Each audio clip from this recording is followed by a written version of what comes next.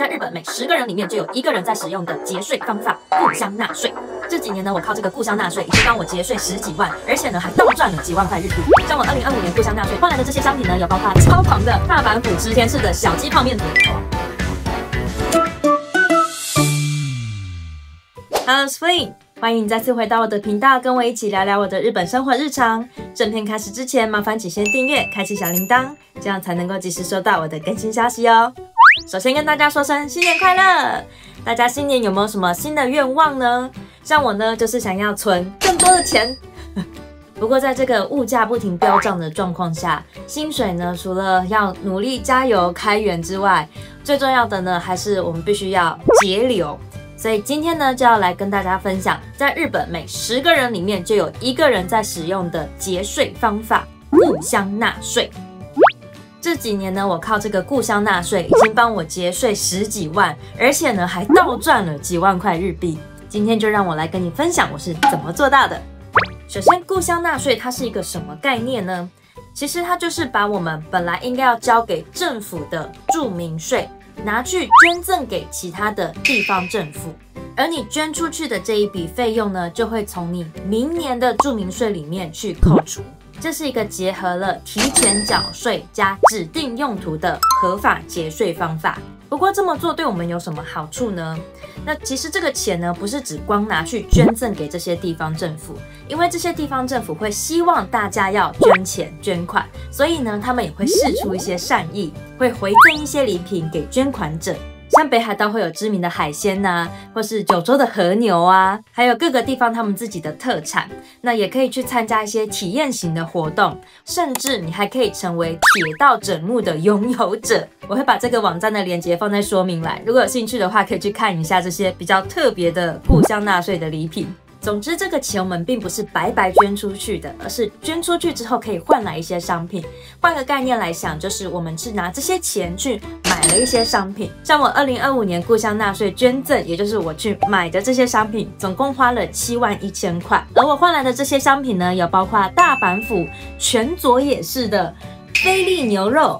這樣子是500克，然後總共有3包，價格呢是13000日幣。還有山口縣下關市的可麗餅，現在這邊剩下5個，我總共買的是10個入，然後是6000塊日幣。北海道別海町的大干貝有800克，22000塊日幣。那這個我會在我家人來玩的時候才會寄到。以及千葉縣釣子市的冷凍鮭魚，超大一包，我已經吃一半了。這個是有1.5公斤，然後是1萬塊日幣。再來是超狂的大阪府池田市的小雞泡麵組，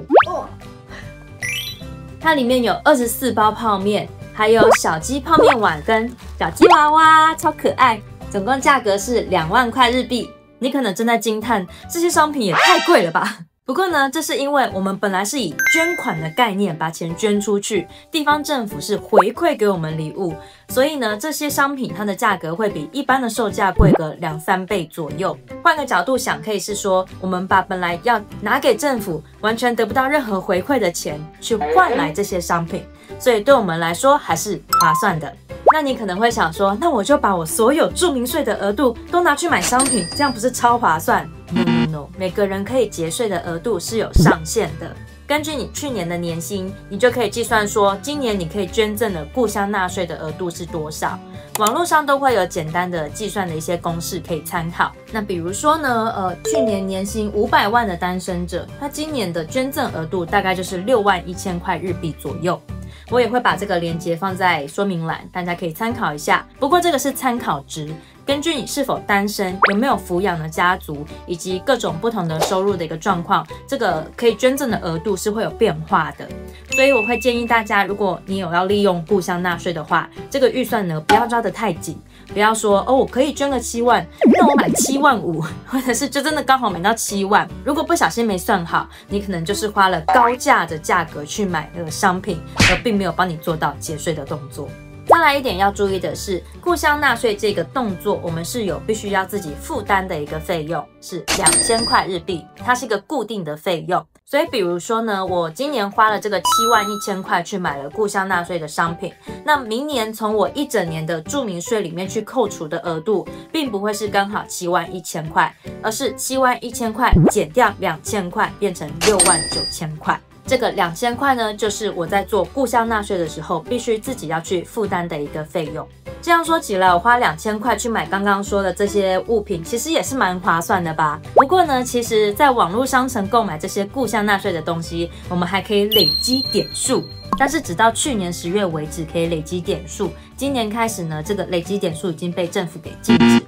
我就在累積點數被禁止之前呢，趕快先購買好。所以呢，我買了這71000塊的商品呢，在網絡商城，我是在樂天網絡上面買的，總共還幫我累積了4485點，1點等於1塊錢，所以我等於還賺到了4485塊，扣掉自行負擔的2000塊，總結論來說，我反而還倒賺了2485塊。不過即使那麼划算，我身邊還是有蠻多人並沒有在使用這個故鄉納稅。他們的理由包括說，必須一次付這麼大的金額，好幾萬塊出去。還有剛剛提到的是，如果不小心沒算好，可能花了高價購買商品，那反而沒有節稅到。更多人是怕申請手續麻煩，因為故鄉納稅並不是說你買完商品它會自動幫你去做故鄉納稅的動作，而是你必須後續要去做一個申請。我剛來到日本的時候，也是因為怕這個申請手續麻煩，就沒有使用故鄉納稅，而當時的確是比較麻煩一點，但是最近幾年真的是超方便。一般來說，我們都是使用 One Stop 的這一個申請手續，除非你捐給超過5個以上的地方政府，也就是跟5個以上的地方政府去購買商品的話，會需要使用其他的申請方法。那一般來說，我們都是使用這個 One Stop 的申請流程，它真的很方便。在你購買商品的時候呢，你就勾選你是要這個 One Stop 的申請流程。那在你購買完之後呢，地方政府它會寄一封信給你，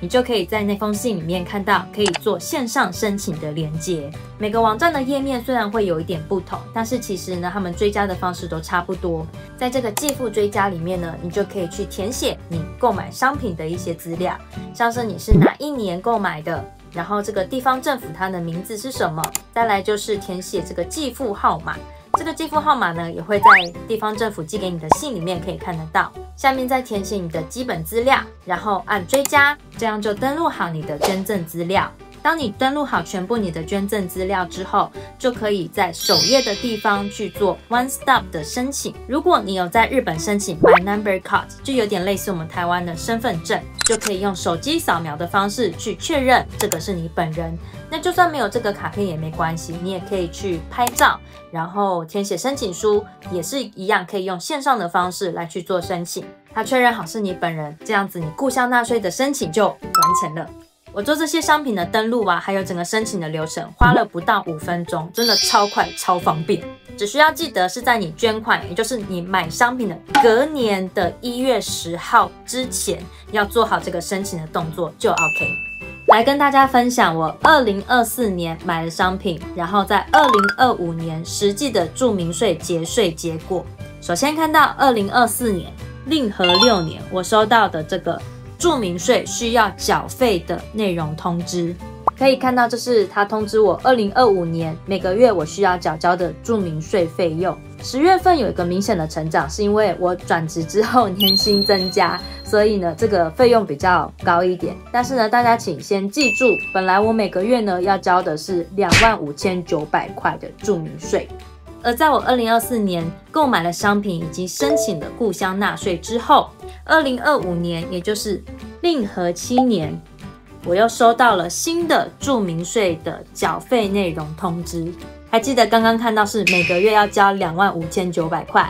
但是呢新的通知每個月只要繳26000塊。整體來說呢，2025年我節稅了63000塊日幣，跟我在2024年年底捐贈出去，就是我買的物品的價格是差不多的。而且當時呢，我在網絡上購買完那些商品，累積的點數是9000多塊日幣，就算扣掉了2000塊自我負擔的費用，我還倒賺了7000多塊。總而言之呢，故鄉納稅真的是我們這些居住在日本的，不管是外國人還是日本人，都非常好的納稅幫手。在日本呢，根據統計，有超過1000萬以上的人在使用故鄉納稅。最近幾年申請的手續又更加方便，因此呢，如果你也在日本，或者是你有朋友在日本還沒有使用過故鄉納稅的話呢，趕快分享給他，一起來研究一下，使用一下，幫自己納稅省錢。那謝謝你今天也陪我聊到最後。如果你喜歡今天的內容，麻煩請幫我點個讚，也歡迎訂閱，開啟小鈴鐺，我會分享更多我在日本的在地生活。那我們下次的影片再見啦！ありがとう。